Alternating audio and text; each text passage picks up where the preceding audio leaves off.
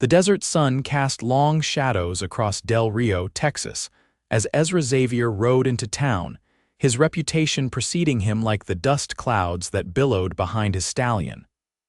Men scattered from his path, and women hurried children indoors. It wasn't his imposing figure alone that commanded such respect. It was the twin Colt revolvers holstered at his sides, and the stories that traveled faster than any telegraph message about the man who'd brought 7 outlaws to justice in a single afternoon. The year was 1878, and Del Rio sat precariously on the border between civilization and wilderness, between law and lawlessness. As the newly appointed foreman of the Diamondback Ranch, Ezra had been tasked with restoring order to the largest cattle operation in Val Verde County, a job that required more than just skill with horses and cattle. It demanded absolute authority. "Water my horse," Ezra commanded as he dismounted in front of the saloon, tossing the reins to a stable boy who nearly tripped over himself to comply. "And make sure he gets oats, not that moldy hay you've been feeding the other animals." The boy nodded frantically. "Yes, sir, Mr. Xavier." "Right away, sir." Ezra didn't acknowledge the response. He never did. In his experience, acknowledgement invited conversation, and conversation invited familiarity. Familiarity was dangerous in a place like Del Rio. The saloon fell silent as he pushed through the swinging doors. His spurs clinked against the wooden floor as he approached the bar, his gaze sweeping the room with practiced efficiency. Most patrons averted their eyes. Those who didn't were either fools or strangers. "Whiskey," he told the barkeeper, who promptly slid a glass and bottle his way. "Haven't seen you in a few weeks," the barkeeper ventured cautiously. "Heard you took the job up at Diamondback."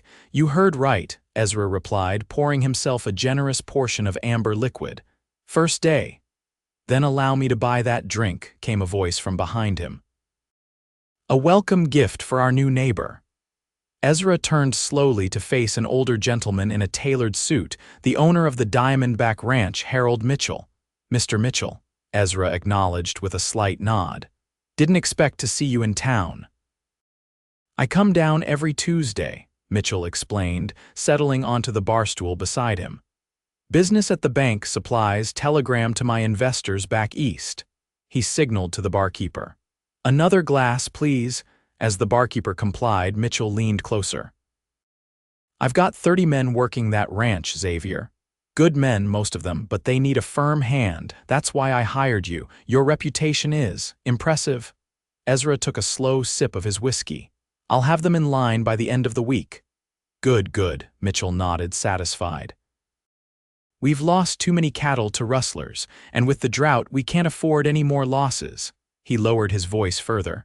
"There's also the matter of the neighboring property, the Longhorn." "What about it?" "It's owned by a woman," Mitchell said with obvious disdain. "Sarah Lawson. Her father died last winter, left her everything. She's been causing problems, claiming water rights on Cottonwood Creek." Ezra raised an eyebrow. "Cottonwood Creek runs through Diamondback land." "Exactly," Mitchell confirmed, "but her father and I had an arrangement. He's gone now and she refuses to honor it, says she has documentation proving their claim." Mitchell scoffed. "Women have no business running ranches." Ezra drained his glass. "I'll handle the men and the cattle, Mr. Mitchell. That's what you hired me for." "And the Lawson woman?" "I'll pay her a visit tomorrow," Ezra stated flatly. "Make the situation clear." Mitchell smiled, satisfied. "I knew I hired the right man." The following morning, Ezra rode out at dawn. The Diamondback Ranch stretched across 30,000 acres of Texas hill country, a breathtaking expanse of land that would have made a lesser man feel small. But Ezra Xavier had never felt small in his life. He'd fought in the war, tracked outlaws across 3 states, and survived a winter alone in the mountains of Colorado.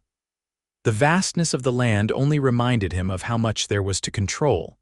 He found the ranch hands at breakfast, a rowdy bunch eating in a mess hall adjacent to the bunkhouse. The moment he entered, conversations quieted but didn't cease entirely, a sign of disrespect that Ezra intended to correct immediately. "On your feet," he ordered, his voice carrying across the room without having to shout. Slowly, reluctantly, the men stood. "My name is Ezra Xavier. As of yesterday, I'm the foreman of this ranch. That means what I say goes, no exceptions, no questions." He surveyed the room, making eye contact with each man in turn. "I've heard you've been letting cattle wander into Comanche territory. I've heard you've been sleeping on watch. I've heard you've been allowing rustlers to help themselves to Mr. Mitchell's stock." A murmur of protest rippled through the group. "Silence," Ezra commanded, and the room went still again. "I don't care who's responsible or what excuses you have. From now on, you work when I say work. You sleep when I say sleep. You eat when I say eat. Anyone who can't follow those simple rules can collect their pay and leave today." He waited, but no one moved. "Good. Finish your breakfast. In 30 minutes, I want every man in the corral. We're going to establish some new routines." With that, he turned and left, not waiting for acknowledgement. He didn't need to. The message had been delivered, and in his experience, messages delivered properly required no response but obedience. True to his word, Ezra spent the morning drilling the ranch hands on his expectations. By midday, even the most stubborn among them had fallen into line. They were good workers, mostly just undisciplined. That would change quickly under his watch.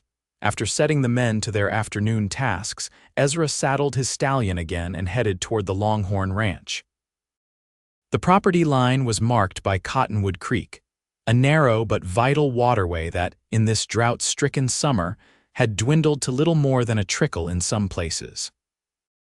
He crossed the creek and rode toward the main house, a modest but well-maintained structure that sat on a small rise overlooking the valley. As he approached, he noticed a woman in the garden, bent over rows of vegetables with a wide-brimmed hat shielding her from the sun. Miss Lawson. He called out, reining in his horse a respectful distance away. The woman straightened, turning to face him. She pushed back her hat, revealing a face that momentarily caught Ezra off guard. She was younger than he'd expected, perhaps 25, with intelligent eyes that assessed him without fear. "That's me," she confirmed, wiping her hands on her apron. "And you are Ezra Xavier, new foreman at the Diamondback." Her expression cooled noticeably. "I see. Harold Mitchell sent you then." "Mr. Mitchell mentioned there's a disagreement about water rights," Ezra stated, dismounting but keeping hold of his reins. "I've come to clarify the situation." Sarah Lawson smiled, but it didn't reach her eyes. "There's nothing to clarify, Mr. Xavier. The water rights to the eastern fork of Cottonwood Creek belong to the Longhorn Ranch. They always have. That's not Mr. Mitchell's understanding." "Mr. Mitchell's understanding is convenient for Mr. Mitchell," she replied evenly. "I have documentation signed by the territorial governor.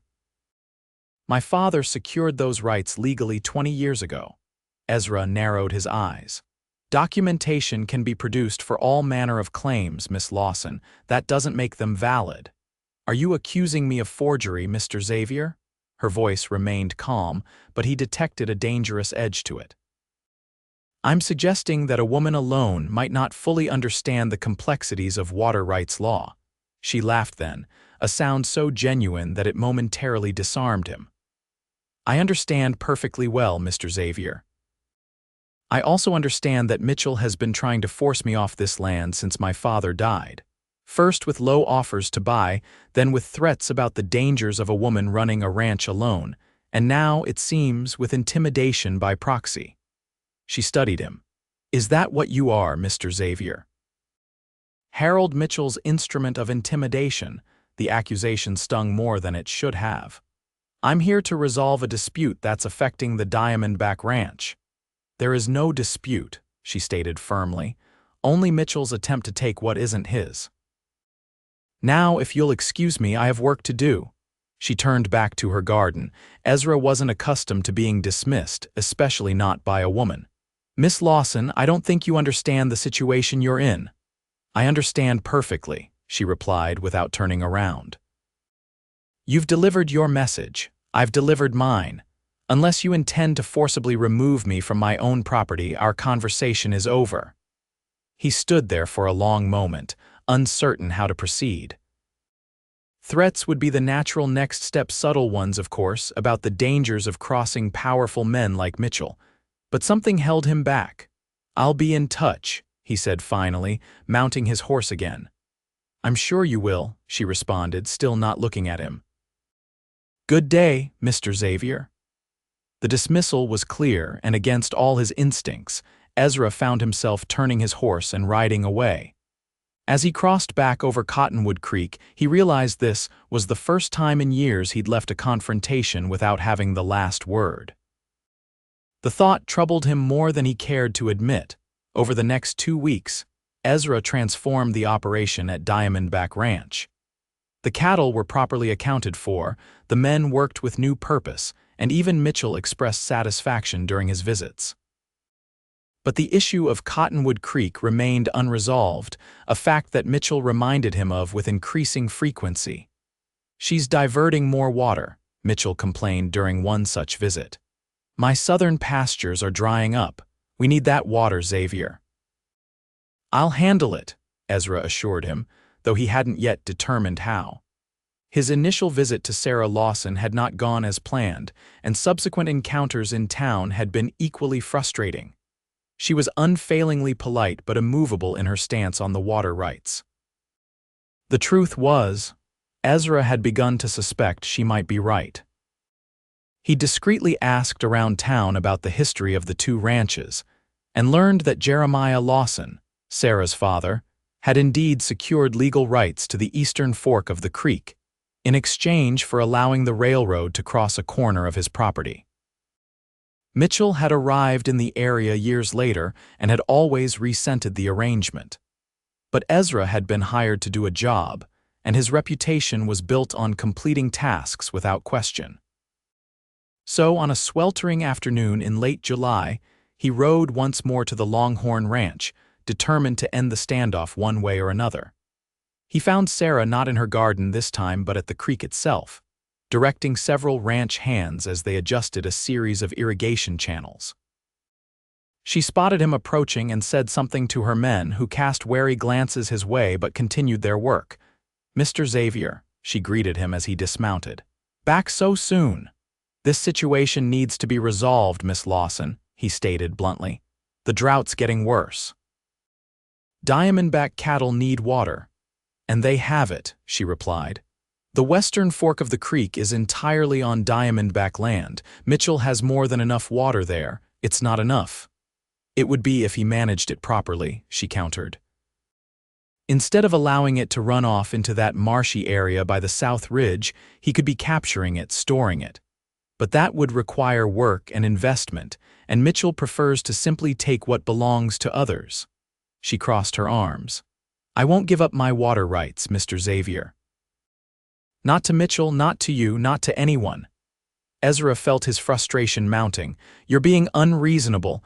"I'm being protective of what's mine," she corrected. "There's a difference. Mitchell won't back down on this, neither will I." They stood at an impasse, the sound of flowing water and the distant calls of Longhorn Ranch hands the only sounds between them. Ezra studied her, trying to find a weakness, an angle, something he could use to make her see reason.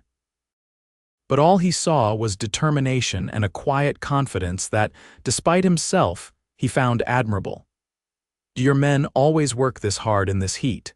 he asked, changing tactics as he observed her ranch hands digging irrigation channels. "They're good men," she replied, seemingly surprised by the shift in conversation. "And they know the importance of what we're doing. Proper irrigation means survival out here." Ezra nodded thoughtfully. Mitchell's men could learn from that example. They waste more water than they use effectively. Sarah looked at him curiously. "That sounds like criticism of your employer, Mr. Xavier." "It's an observation," he corrected. "I was hired to make the ranch operate efficiently. That includes water management." "Then perhaps you should focus on that," she suggested, "rather than trying to take my water." Ezra didn't respond immediately. Instead, he found himself watching one of her ranch hands demonstrating a technique for lining the irrigation channels with clay to prevent seepage. It was ingenious, simple, but effective. "Where did your men learn that technique?" he asked. "From me," she replied. "I studied agricultural journals, experimented. My father always said knowledge is as important as strength in ranching." She paused, then added more softly, "He also said a wise man knows when to ask for help." Something in her tone made Ezra look at her directly. The setting sun cast her features in a golden light, and for the first time he noticed flecks of amber in her brown eyes. "Are you offering to help, Miss Lawson?" he asked, his voice lower than he intended. "I'm suggesting that cooperation might benefit both our ranches more than conflict," she clarified. "But that would require you to see me as an equal, not as an obstacle." "I'm not sure you're capable of that, Mr. Xavier." Her words stung because they contained a truth he wasn't ready to acknowledge. "I should go," he said abruptly. "It'll be dark soon." As he turned to mount his horse, she called after him. "Mr. Xavier," he paused, looking back at her. "Please consider what I've said about cooperation." It was the please that caught him off guard, not demanding, not manipulating, just a simple request delivered with dignity. For a moment, he didn't know how to respond. "I'll think about it," he finally managed, then mounted his horse and rode away, feeling strangely unsettled. That night, sleep eluded Ezra. He lay in his bed in the foreman's cabin, replaying his conversation with Sarah Lawson. Her words about cooperation echoed in his mind, along with the way she'd said please, as if they were equals, as if his opinion mattered to her not because of his authority, but because of who he was. It had been a long time since anyone had spoken to him that way. Years of commanding men, of being feared and respected but rarely approached as a peer, had created a distance between Ezra and the rest of the world. He'd told himself that distance was necessary, that it was the source of his strength. But Sarah Lawson's simple pleas had somehow bridged that gap, and now he found himself wondering what it might be like to work with her instead of against her. The thought was still on his mind the following morning as he oversaw the day's work assignments. He found himself paying closer attention to how the Diamondback men managed water, and what he saw confirmed Sarah's assessment. There was waste, inefficiency, missed opportunities for conservation. "Peterson," he called to one of the older ranch hands, "have you ever lined irrigation channels with clay to prevent seepage?" The man looked surprised at the question. "Can't say that I have, boss. We've always just dug them straight into the earth. That's why they dry out so fast," Ezra mused. "We're losing half our water before it reaches the southern pastures." Peterson scratched his beard thoughtfully. "Reckon that's true. My pa used to talk about clay lining back in Virginia, never tried it here though." "We're going to," Ezra decided, "get Johnson and Martinez. I want to try a test section today." For the next several days, Ezra immersed himself in water management improvements around the ranch. He ordered the men to clear debris from the western fork of Cottonwood Creek, lined test sections of irrigation channels with clay, and even began sketching plans for a small reservoir near the southern pasture. Mitchell visited at the end of the week and was pleased with the progress, but still fixated on the eastern fork of the creek. "These improvements are all well and good, Xavier," he said as they rode along the property line, "but they're temporary measures. We need access to that water." He pointed across to the Longhorn property, where Sarah's irrigation system was clearly working more effectively than their own. "What's your plan for dealing with the Lawson woman?" Ezra hesitated. "I've been considering a different approach." Mitchell's eyebrows rose. "What kind of approach?" "A cooperative one," Ezra suggested carefully. "The Lawson Ranch has developed efficient irrigation techniques. We could learn from them, perhaps exchange knowledge for certain concessions." Mitchell's face darkened. "I didn't hire you to cooperate with Sarah Lawson. I hired you to solve my problem." "With respect, sir, I was hired to make this ranch operate efficiently," Ezra countered. "And from what I've seen, fighting over the Eastern Fork is less efficient than improving our use of the Western Fork water that's indisputably ours." "Are you questioning my judgment, Xavier?" I'm offering my professional assessment, sir. Mitchell studied him for a long moment. She's gotten to you, hasn't she? Pretty face, sob story about her dead father, and suddenly you're forgetting who pays your salary. Ezra stiffened. My judgment isn't compromised, Mr. Mitchell. I'm looking at the situation objectively. Then look at this objectively, Mitchell snapped. I want that water. Either you find a way to get it, or I'll find someone who will. With that, he spurred his horse and rode ahead, leaving Ezra to consider the ultimatum. Later that day, Ezra found himself riding toward the Longhorn Ranch again, though he wasn't entirely sure what he intended to say.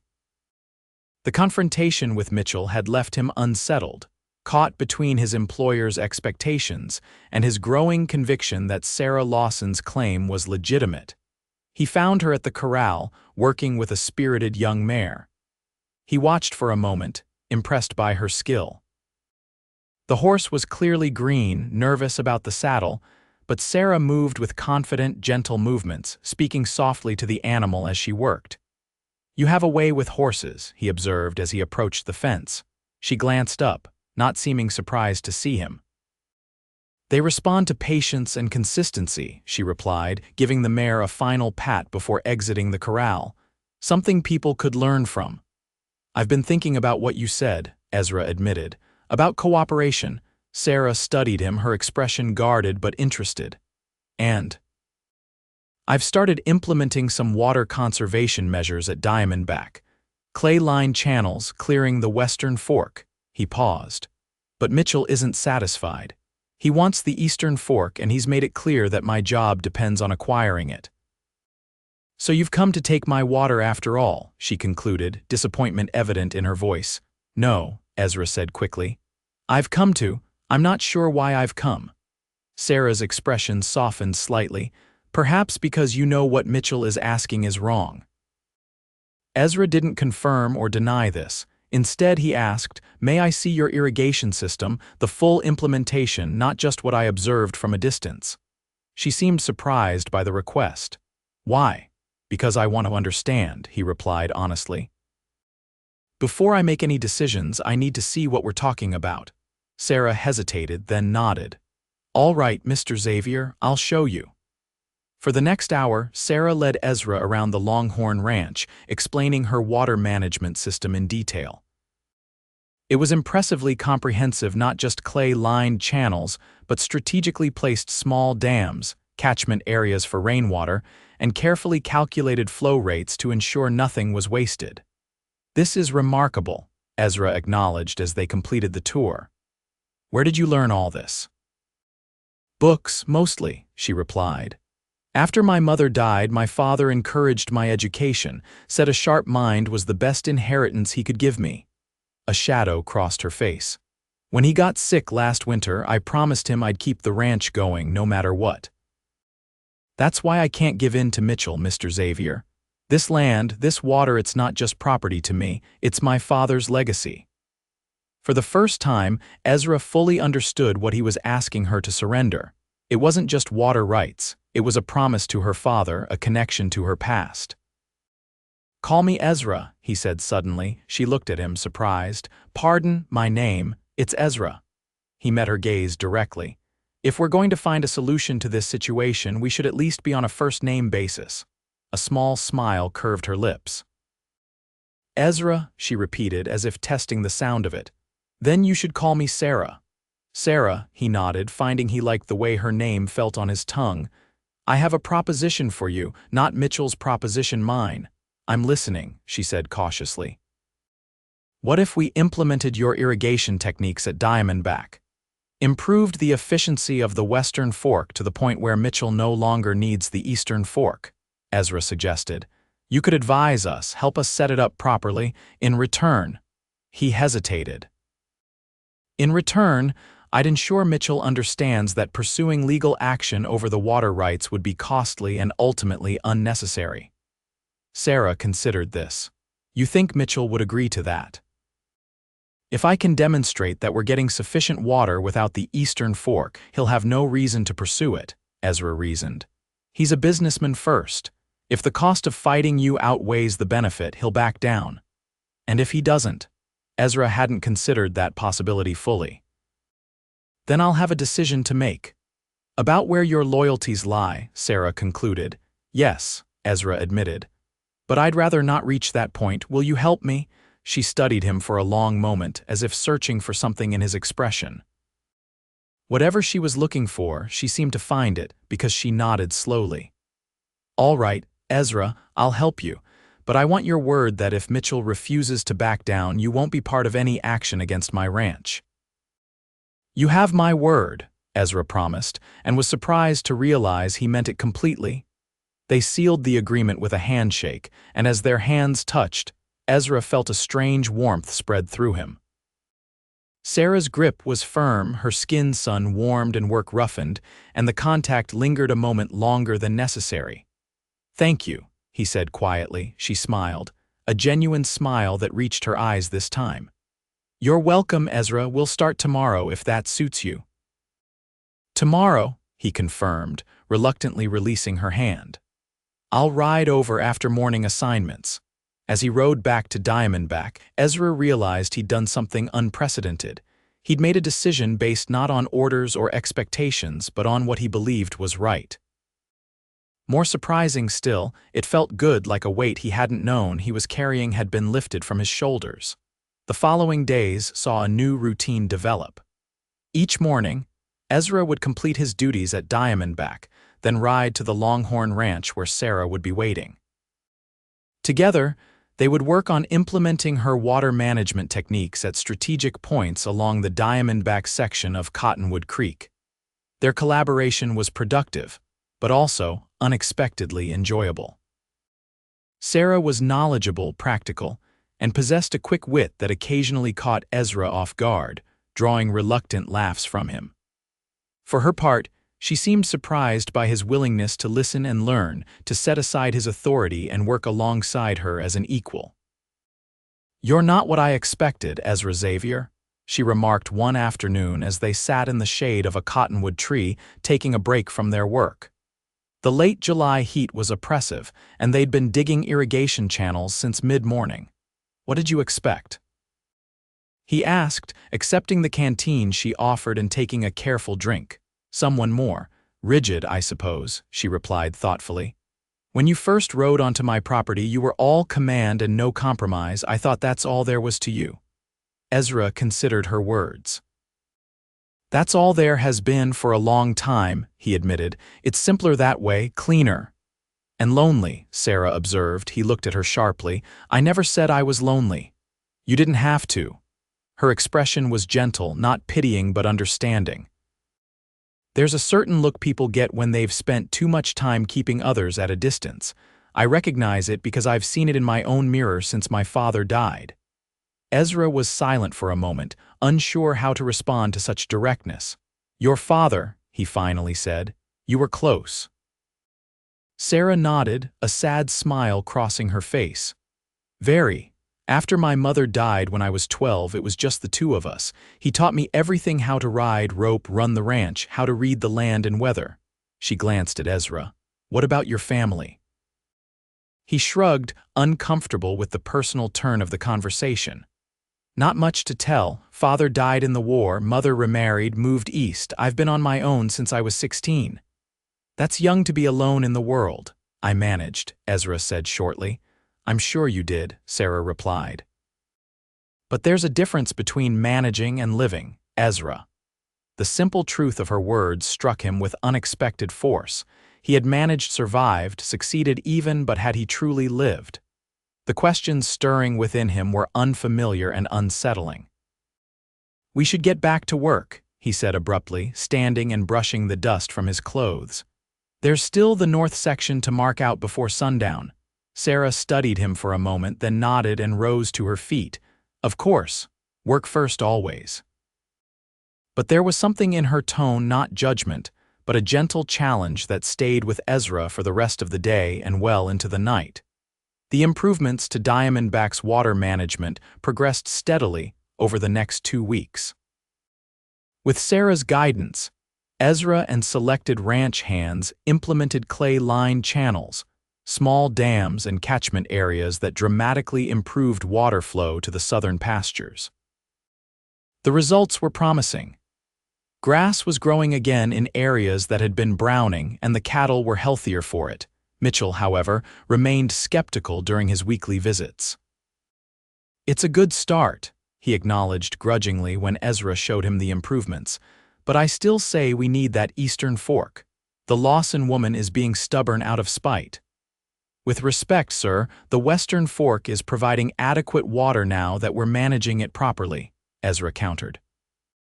Fighting over the eastern fork would cost more in legal fees than it's worth. Mitchell narrowed his eyes. "You seem mighty concerned about Miss Lawson's interests, Xavier. I wonder why that is." "I'm concerned about the efficiency of this ranch," Ezra replied evenly.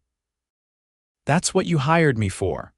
"I hired you to solve problems," Mitchell retorted, "and that woman remains a problem." "A problem that doesn't need solving through conflict," Ezra insisted. "The improvements are working. Give them time to prove their worth." Mitchell studied him for a long moment, then nodded curtly. "One more month. If these improvements haven't fully resolved our water issues by then, we proceed with legal action against the Lawson Ranch." He fixed Ezra with a hard stare. "And I expect your full support in that effort." After Mitchell departed, Ezra rode immediately to the Longhorn Ranch. He found Sarah in her study, a small room lined with bookshelves and dominated by a desk covered in ledgers and agricultural journals. "Mitchell's given us a month," he announced without preamble. "If the improvements don't fully satisfy him by then, he'll take legal action." Sarah set down her pen, her expression grave. "And if he does," Ezra hesitated. "I gave you my word I wouldn't be part of any action against your ranch." "Which means you'd have to leave Diamondback," she concluded. "Yes," the realization settled heavily between them. "But I'm hoping it won't come to that. The improvements are working. Mitchell will see reason when the southern pastures are fully recovered." "Mitchell doesn't strike me as a man who lets reason override pride," Sarah observed. She rose from her desk and moved to stand before him. "Ezra, I appreciate everything you've done, but I don't want you to lose your position because of me." "It wouldn't be because of you," he corrected. "It would be my choice." Their eyes met, and in that moment, something shifted between them, an acknowledgement of feelings that had been growing during their weeks of collaboration. Ezra found himself acutely aware of her presence, of the subtle scent of lavender that clung to her clothes, of the way the afternoon light illuminated the curves of her face. "Why would you make that choice?" Sarah asked softly, her eyes searching his. Ezra struggled to find the right words. He'd never been good at expressing feelings, had spent years burying them beneath orders and commands. "Because some things are more important than following orders," he finally managed. "Some people are worth standing up for." Sarah's expression softened and she reached out, her hand gently touching his arm. "Thank you," she said simply. "That means a great deal to me." The touch, innocent as it was, sent a warmth through Ezra that had nothing to do with the summer heat. Before he could respond, however, they were interrupted by the arrival of one of Sarah's ranch hands, urgently reporting a broken fence on the northern boundary. The moment passed, but its impact lingered. As Ezra rode back to Diamondback that evening, he realized with startling clarity that his priorities had shifted. The job, the authority, the reputation he'd built, none of it seemed as important as it once had. What mattered now was doing right by Sarah, helping her preserve what she'd worked so hard to build. And perhaps, though he hardly dared admit it even to himself, what mattered was the way she looked at him, not as Ezra Xavier, the feared foreman, but simply as Ezra, a man she had come to trust and respect. The next few weeks were a flurry of activity as Ezra and Sarah raced against Mitchell's deadline. They expanded the water conservation system, enlisted more ranch hands from both properties to help with the work, and spent long days under the Texas sun ensuring every drop of water was used effectively. Their collaboration deepened into friendship, and friendship began to bloom into something more. They talked not just about irrigation and cattle, but about books Sarah had read, places Ezra had seen in his years of traveling, hopes they both held for the future. Simple moments sharing a meal after a day's work, watching a sunset from the banks of Cottonwood Creek, laughing together at the antics of a newborn calf began to feel precious, significant. One evening, as they sat on the porch of Sarah's house reviewing maps of the completed work, a summer thunderstorm rolled in unexpectedly. The rain came down in sheets, transforming the dusty yard into mud within minutes. "You can't ride back in this," Sarah said, watching the downpour. "You'd better stay until it passes." Ezra nodded, aware of a strange tension that had nothing to do with the storm. Being alone with Sarah in her home, with night falling and rain isolating them from the outside world, felt intimate in a way their daytime collaborations never had. "Are you hungry?" she asked, rising from her chair.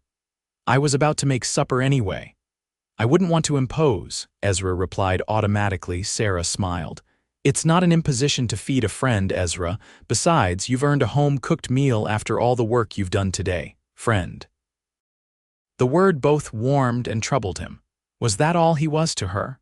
All he wanted to be? He followed her into the kitchen, a cozy space that smelled of herbs and baking bread. Sarah moved with easy familiarity, gathering ingredients, stoking the stove, setting water to boil. "Can I help?" Ezra asked, feeling strangely awkward standing idle while she worked. Sarah looked surprised but pleased by the offer. "You can chop the vegetables if you like." They worked side by side, the domestic task so different from their usual labors, yet somehow just as companionable. Ezra found himself relaxing, enjoying the simple act of preparing food together as the rain drummed on the roof above them. "You're good at that," Sarah observed as he efficiently diced an onion.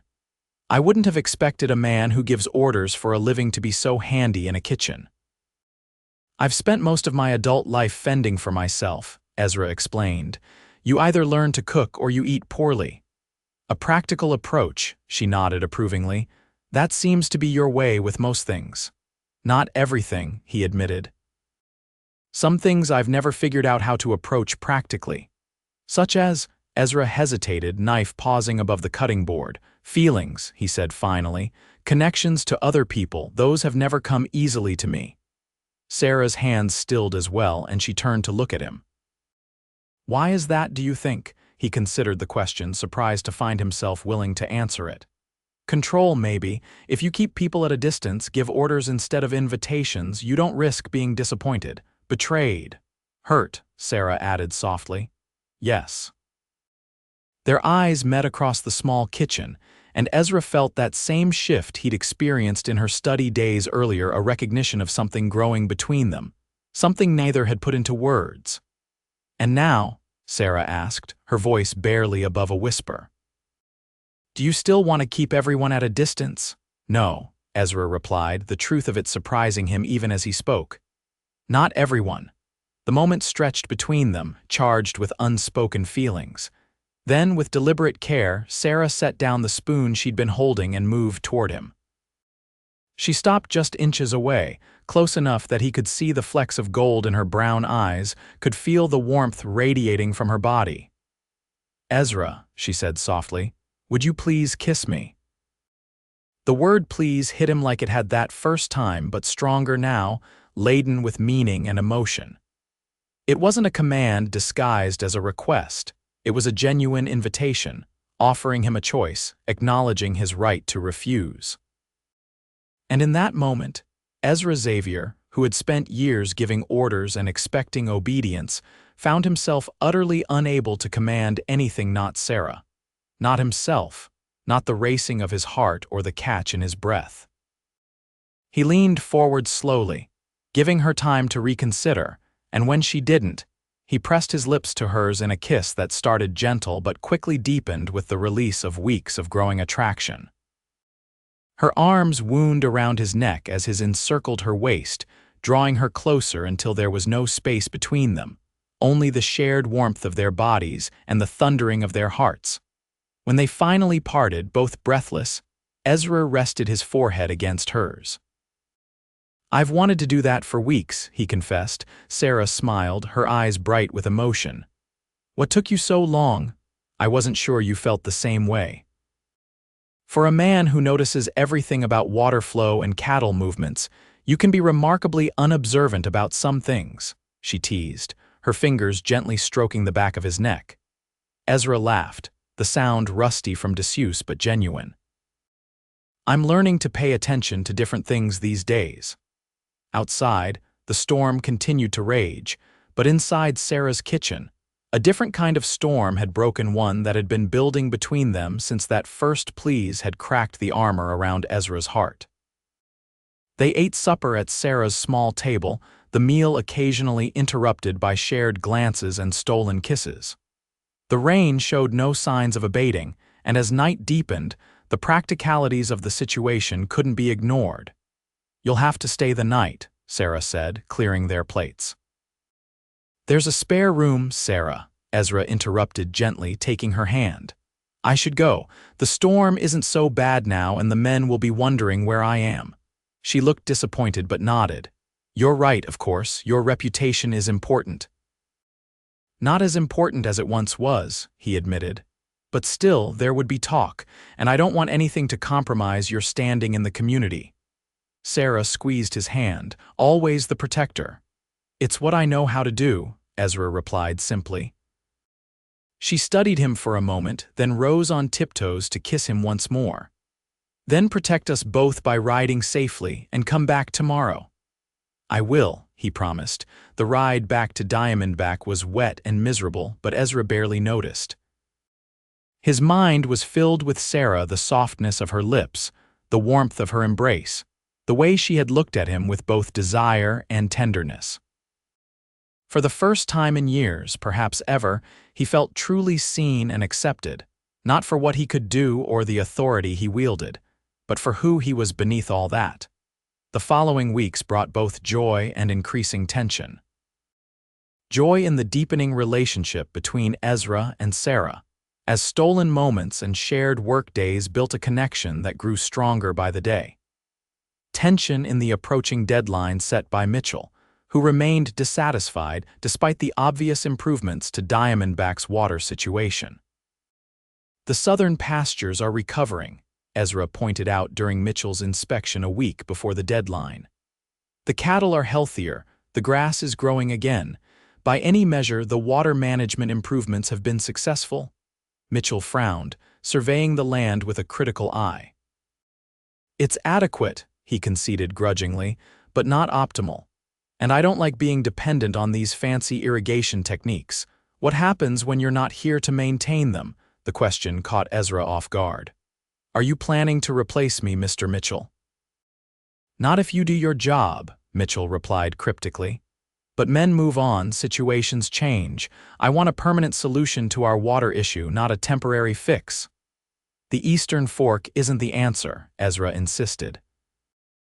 "Even if you won the legal battle, the cost and ill will would outweigh the benefits." Mitchell's eyes narrowed. "You seem very concerned about the Lawson woman's interests, Xavier. More so than mine, I'm beginning to think." "I'm concerned about what's practical and fair," Ezra countered, keeping his voice level despite his growing anger. "The Eastern Fork legally belongs to the Longhorn Ranch. Fighting that fact is neither practical nor fair." "Fair?" Mitchell scoffed. "Since when does a man like you care about fair?" "You were hired to get results, not philosophize about fairness." The rebuke stung, partly because there was truth in it. A month ago, Ezra wouldn't have hesitated to do whatever was necessary to accomplish the task Mitchell had set for him. But things had changed, he had changed. "People change, Mr. Mitchell," he said quietly, "sometimes for the better." Mitchell studied him for a long moment, then nodded as if confirming a suspicion. "I see. Well, you have 1 week to change my mind about the Eastern Fork. After that, I expect your full support in whatever course of action I decide to take." His tone made it clear that the conversation was over. As Mitchell rode away, Ezra remained at the southern pasture, watching the carefully managed water flow through the irrigation channels he and Sarah had designed. The system worked, anyone with eyes could see that. But Mitchell's determination to control the Eastern Fork had never really been about water. It had been about power, about imposing his will on a woman he believed had no right to stand against him. Ezra rode to the Longhorn Ranch immediately, needing to see Sarah to warn her of Mitchell's intransigence. He found her in the barn, treating a horse with a lame leg. "Mitchell's not backing down," he announced without preamble. "He's given me a week to change his mind, but he's determined to pursue the Eastern Fork one way or another." Sarah straightened, her expression grave but not surprised. "I suspected as much. Men like Mitchell don't accept defeat easily, especially not from a woman. What will you do?" "Fight, of course," she replied simply. "I have the legal documentation. If he takes this to court, I'll win." "Legal battles are expensive," Ezra pointed out, "and they take time." "I know." Sarah set down the horse liniment and faced him fully.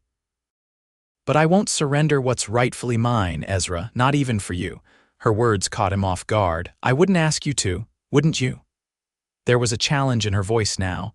"When the week is up and Mitchell demands your support, what will you do?" The question hung between them, laden with implications. Ezra knew his answer would define not just his professional future but his relationship with Sarah as well. "I'll leave Diamondback," he said finally. "I gave you my word I wouldn't be part of any action against your ranch, and I meant it."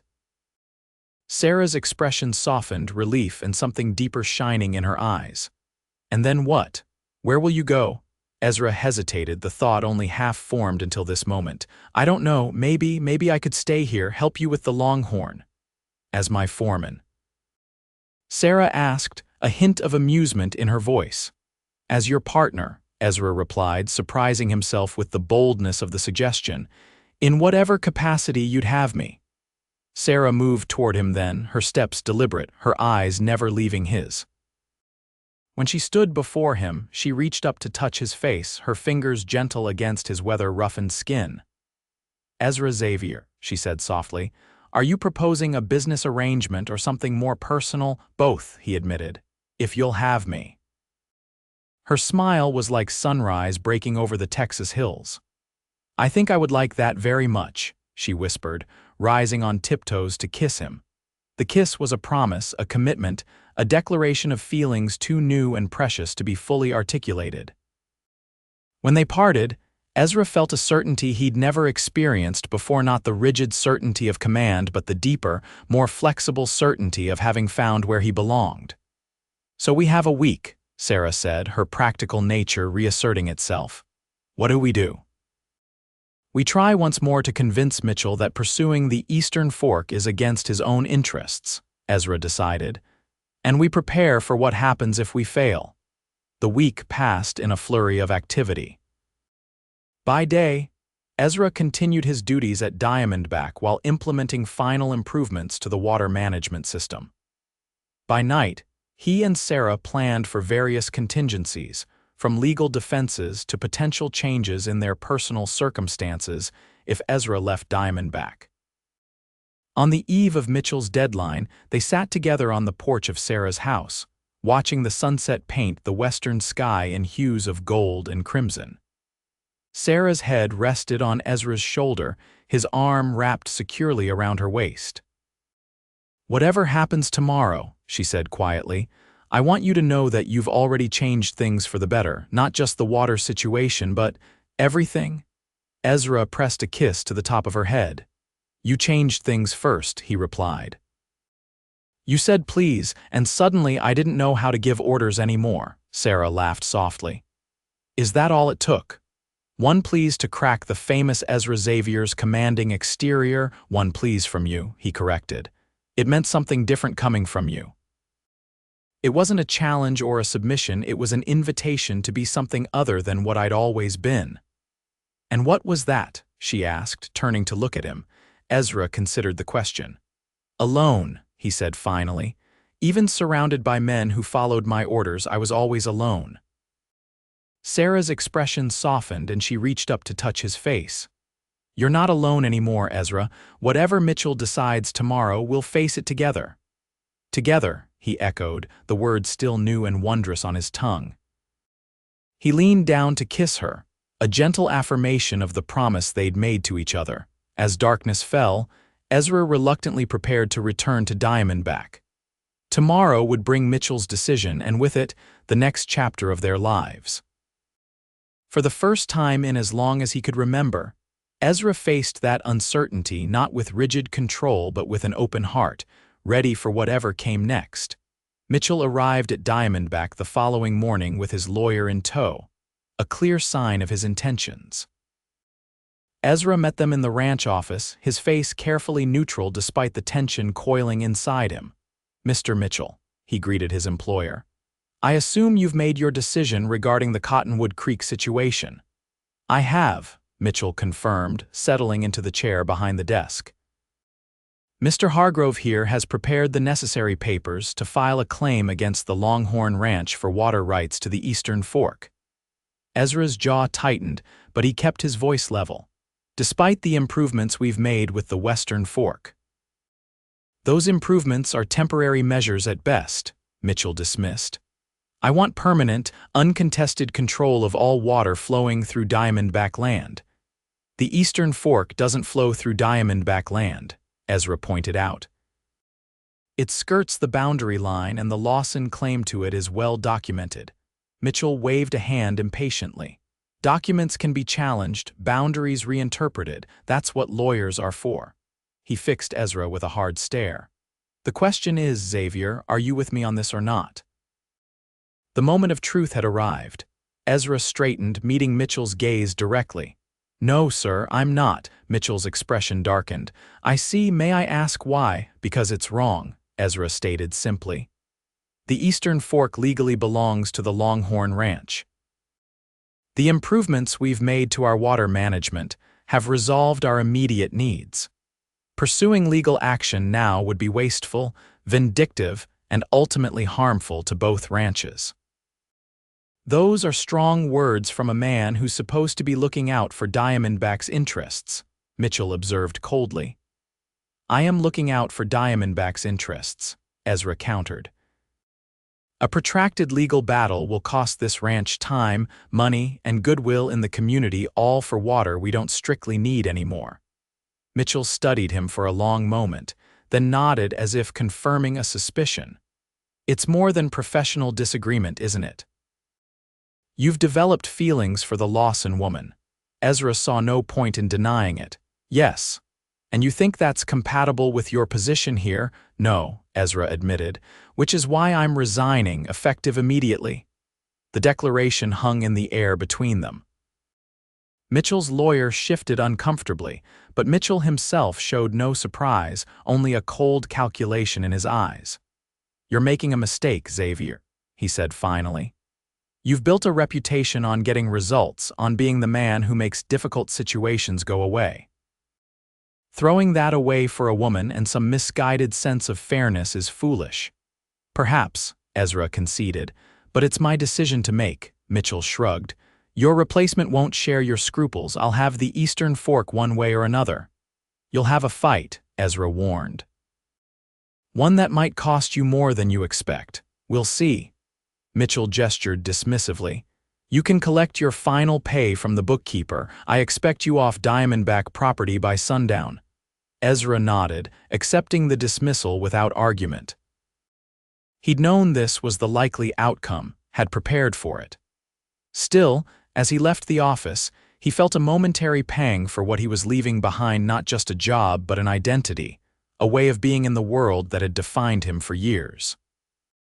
By mid-afternoon, Ezra had packed his few possessions and said goodbye to the ranch hands, many of whom seemed genuinely sorry to see him go. Peterson, the older hand who'd worked closely with him on the irrigation improvements, clasped his hand firmly. "Mitchell's a fool to let you go," the man said gruffly. "Best foreman this place has ever had." "Take care of those irrigation channels," Ezra replied. "They'll serve the ranch well if they're properly maintained." Peterson nodded. "We will, and Xavier, good luck with Miss Lawson." "She's a fine woman." "The finest," Ezra agreed, surprised by the ease with which he acknowledged his feelings. With his belongings loaded onto his horse, Ezra took one last look at Diamondback Ranch, the sprawling main house, the bunkhouse where he'd never quite fit in, the corrals and barns where he'd spent countless hours directing men and managing livestock. For all its size and prosperity, it had never felt like home. Home, he was beginning to understand, wasn't a place at all. It was a woman with intelligent eyes and a gentle please that had changed everything. He turned his horse toward the Longhorn Ranch, toward Sarah, toward a future he couldn't quite envision but was eager to discover. Sarah was waiting on the porch when he arrived, her expression anxious until she saw the packed belongings on his horse. Then, understanding dawned in her eyes, followed by a complex mix of emotions: relief, concern, happiness. "It's done, then?" she asked as he dismounted. "It's done," Ezra confirmed. "Mitchell's proceeding with legal action. I resigned." Sarah descended the porch steps and came to stand before him, her eyes searching his face. "Are you all right?" The question surprised him. No one had asked about his feelings in so long that he wasn't sure how to answer. "I'm adjusting," he said finally. "It's strange, not being foreman Xavier anymore, just Ezra." "Just Ezra is more than enough," Sarah assured him, taking his hands in hers. "More than I ever expected to find in Del Rio." Her words warmed him, easing the uncertainty that had dogged his steps from Diamondback. "Mitchell won't give up easily," he warned. "He's determined to take the Eastern Fork." "Let him try," Sarah replied with quiet determination. "We'll face it together, together." The words still held a kind of magic for Ezra, a promise of connection he'd denied himself for too long. He drew Sarah into his arms, holding her close as if to reassure himself that she was real. "I don't have much to offer right now," he admitted against her hair. "No position, no salary, just myself." Sarah pulled back to look at him, her expression serious. "That's all I've ever wanted, Ezra. Just you, not your authority or your reputation, but the man who stopped giving orders long enough to listen, to care, to change." Ezra kissed her then, pouring into the gesture all the feelings he still struggled to express in words: gratitude, affection, and something deeper that was growing stronger with each passing day. When they parted, Sarah smiled up at him. "Welcome home, Ezra Xavier. Home." Yes, that was exactly what this felt like. The following weeks were a time of transition and challenge. True to his word, Mitchell pursued legal action against the Longhorn Ranch, filing a claim for water rights to the eastern fork of Cottonwood Creek. Sarah, with Ezra's support, engaged a lawyer from San Antonio to defend her interests. Meanwhile, Ezra found a new role at the Longhorn. Not as foreman, Sarah was more than capable of running her ranch, but as a partner in every sense. They worked side by side, implementing more of the water conservation techniques that had proven successful at Diamondback, improving the breeding program for the Longhorn cattle, and planning for the future. Word of their relationship spread quickly through Del Rio, generating gossip and speculation. Some disapproved of Sarah taking up with her neighbor's former foreman. Others found the romance between the independent rancher and the commanding cowboy rather touching. Sarah and Ezra paid little attention to the talk, too focused on each other and the challenges they faced to concern themselves with town gossip. The legal battle over the water rights dragged on through the fall, with depositions taken, surveyors consulted, and historical documents scrutinized. Mitchell seemed determined to win at any cost, even as the improvements Ezra had implemented at Diamondback continued to provide adequate water for the ranch's needs. By early December, as a crisp winter settled over Del Rio, the case was scheduled for a hearing before a judge in San Antonio. The night before they were to travel to the city, Ezra and Sarah sat before the fireplace in her home, their home now, in all but official terms. "Are you worried about tomorrow?" Ezra asked, watching the firelight play across her features. Sarah considered the question. "Concerned, yes, but not worried. The law is on our side, the documents are clear. Mitchell has influence," Ezra reminded her, "and money." "And we have the truth," Sarah countered. She took his hand, threading her fingers through his. Whatever happens in San Antonio, Ezra will manage. The Longhorn has survived drought, disease, and my father's death. It will survive Harold Mitchell. Ezra nodded, drawing strength from her confidence. Over the past months, he'd come to admire not just Sarah's beauty and kindness but her resilience, her unwavering determination in the face of challenges that would have defeated many. "There's something I've been meaning to ask you," he said after a moment, his voice uncharacteristically hesitant. Sarah looked at him curiously. "What is it?" Ezra reached into his pocket and withdrew a small object that caught the firelight and reflected it in golden glints. A ring, simple but elegant, a band of gold with a small diamond that had cost him most of his savings. Sarah's eyes widened, her lips parting in surprise as he shifted from the sofa to one knee before her. "Sarah Lawson," Ezra began, his voice steady despite the thundering of his heart. "Before I met you, I lived by giving orders and keeping everyone at a distance. You changed that with a single word, a please that made me remember there was more to life than command and control." He held out the ring, offering it to her like a promise. "Would you do me the honor of becoming my wife?" "Not because I'm ordering it," he added with a small smile, "but because I'm asking, hoping, praying that you feel as I do." Tears welled in Sarah's eyes, but her smile was radiant. "Yes," she whispered. "Yes, Ezra Xavier, I will marry you."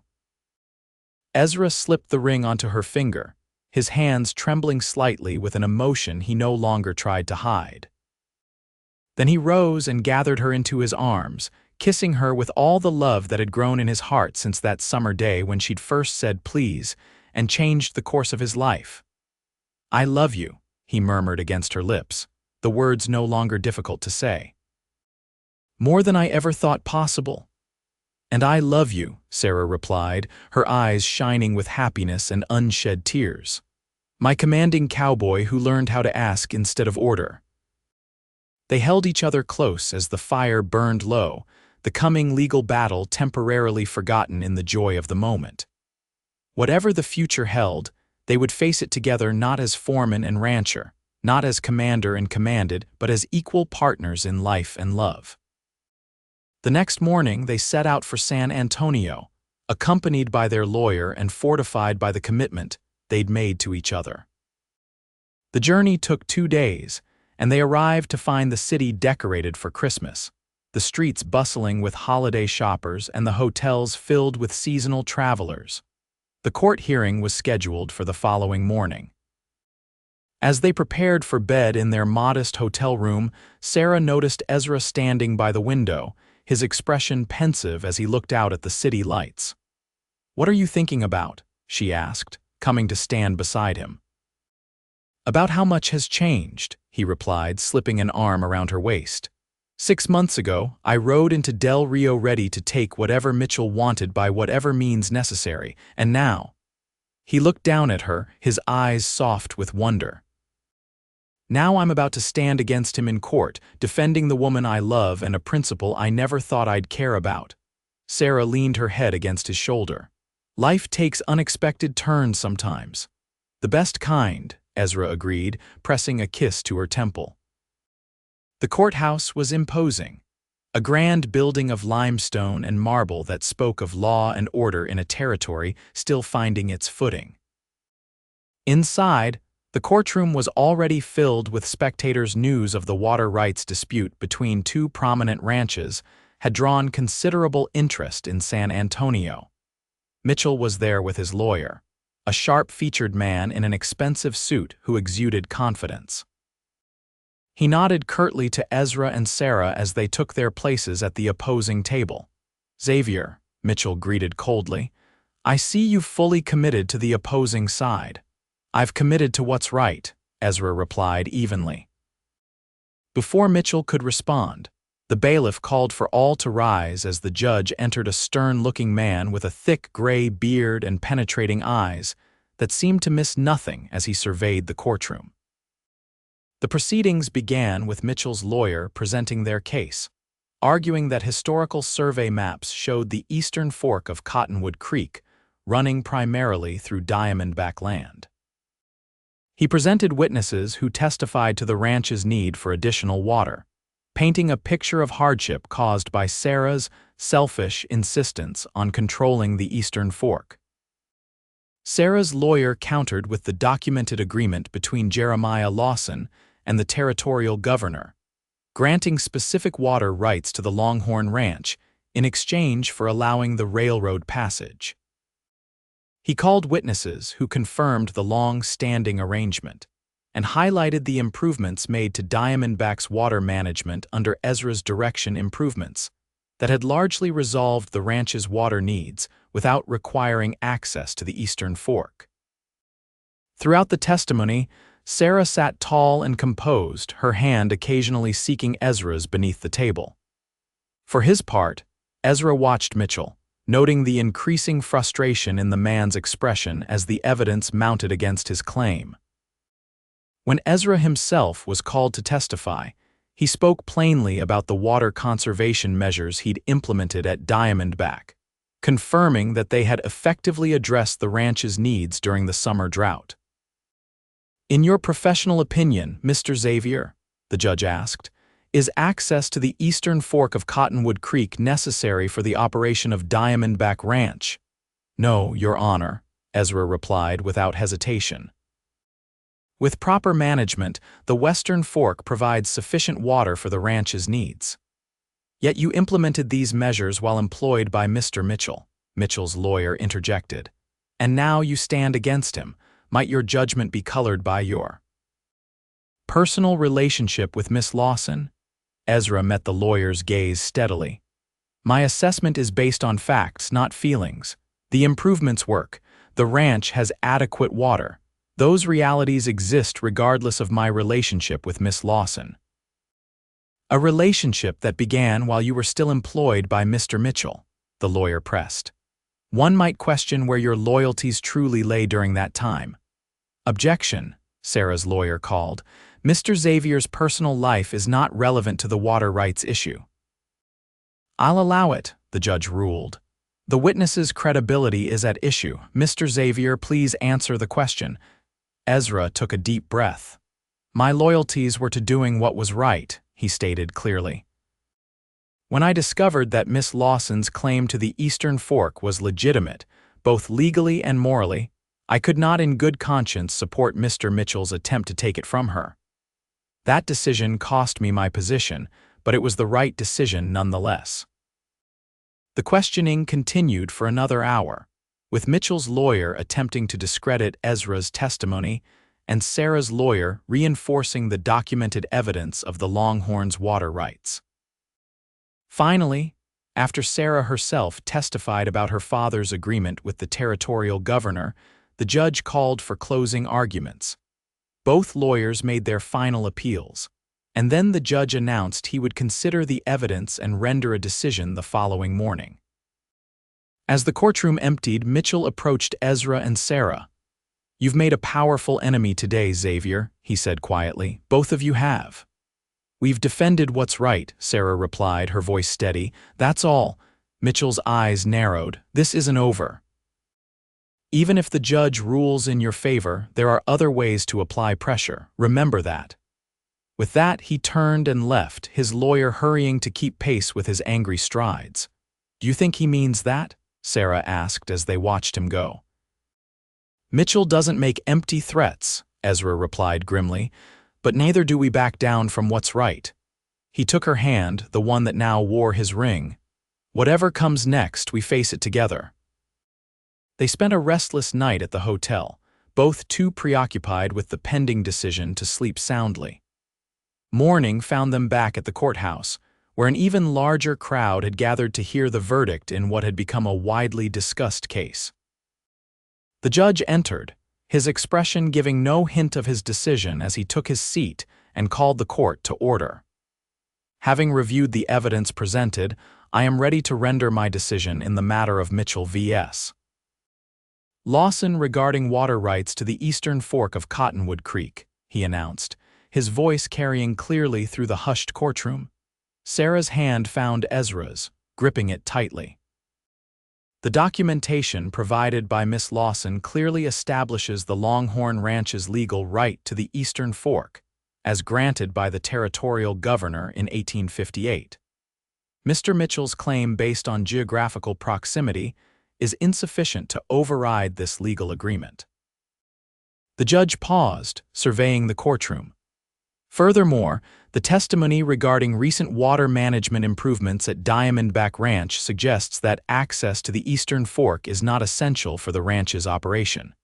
Therefore, I rule in favor of the defendant, Miss Sarah Lawson. The water rights to the Eastern Fork of Cottonwood Creek remain with the Longhorn Ranch. A murmur swept through the courtroom. Sarah closed her eyes briefly in relief, while Ezra found himself exhaling a breath he hadn't realized he'd been holding. Across the aisle, Mitchell's face darkened with anger. Additionally, the judge continued, given the clear documentation supporting Miss Lawson's claim and the questionable basis for this lawsuit, I am ordering Mr. Mitchell to pay court costs and Miss Lawson's legal fees. He brought down his gavel with finality. Court is adjourned. As people began to file out of the courtroom, Sarah turned to Ezra, her eyes bright with unshed tears of relief and happiness. "We won," she whispered. "You won," Ezra corrected, squeezing her hand.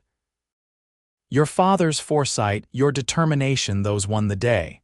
We won," she insisted. "I couldn't have done this without you, Ezra." Before he could respond, their lawyer approached, beaming. "Congratulations, a clear victory." Mitchell doesn't have grounds for appeal, not with documentation that solid. They thanked him profusely, and after discussing a few final details, prepared to leave the courthouse. Mitchell was nowhere to be seen, having departed immediately after the verdict. Outside, the December sun was bright in a clear blue sky, the air crisp with winter's approach. Sarah took a deep breath, as if inhaling freedom along with the cold air. "Let's go home," she said, looking up at Ezra. "Our home." The journey back to Del Rio was lighter than the trip to San Antonio had been, filled with plans for the future now that the threat to the Longhorns' water rights had been removed. They discussed wedding dates, improvements to the ranch, dreams of children running through the fields someday.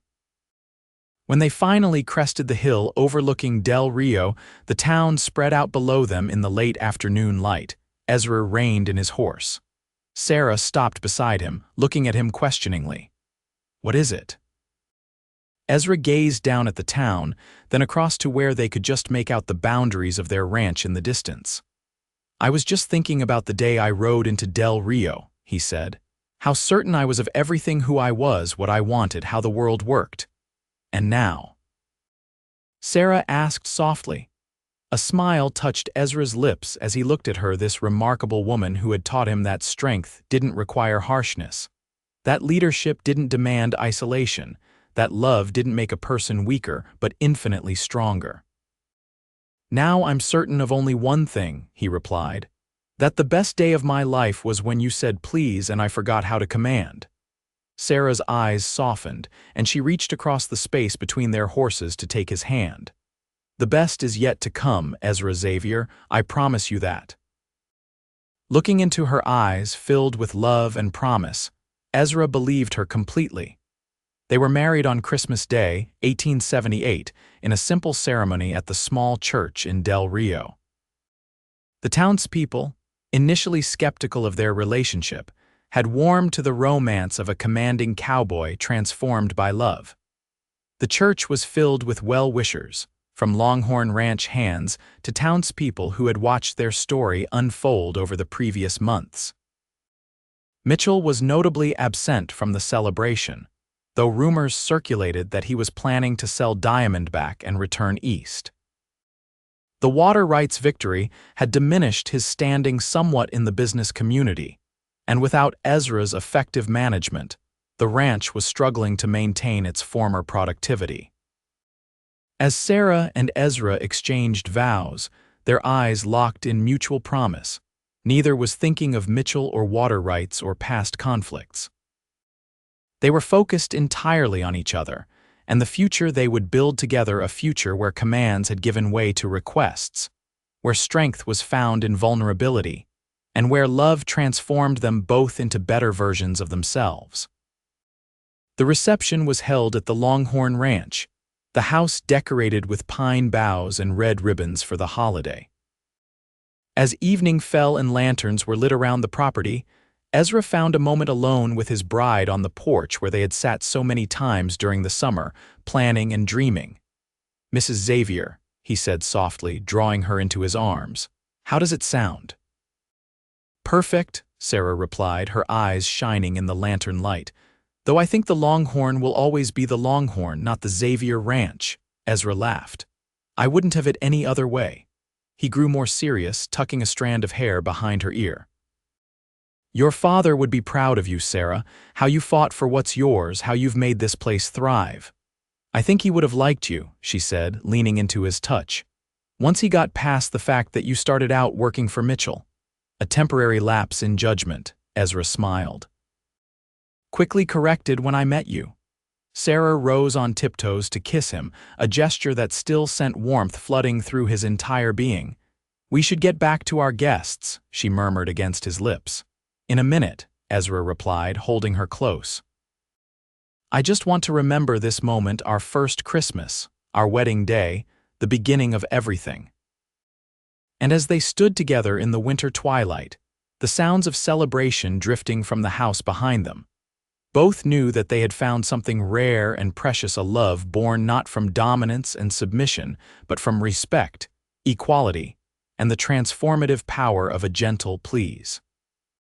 Spring came early to Del Rio in 1879, bringing with it new growth and renewal.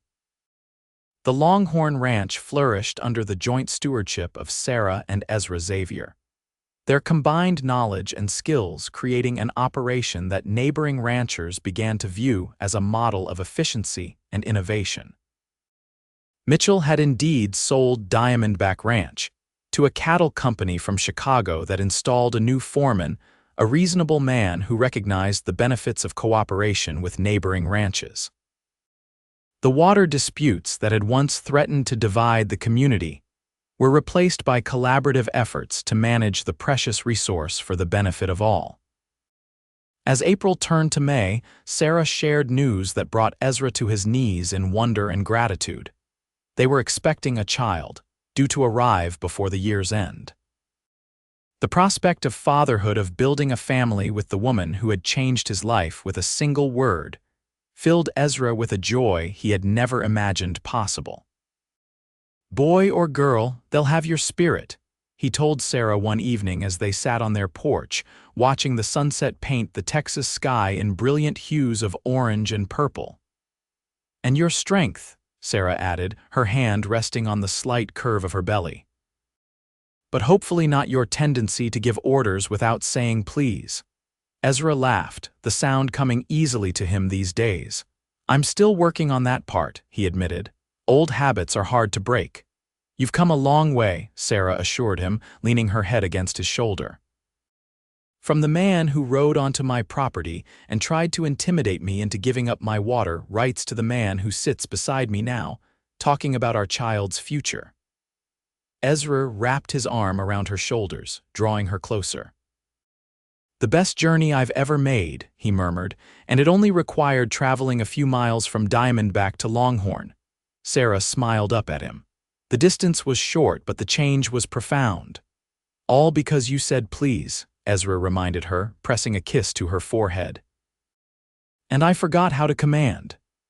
In the gathering dusk, they sat together on the porch of the home they shared, watching as the first stars appeared in the Texas sky.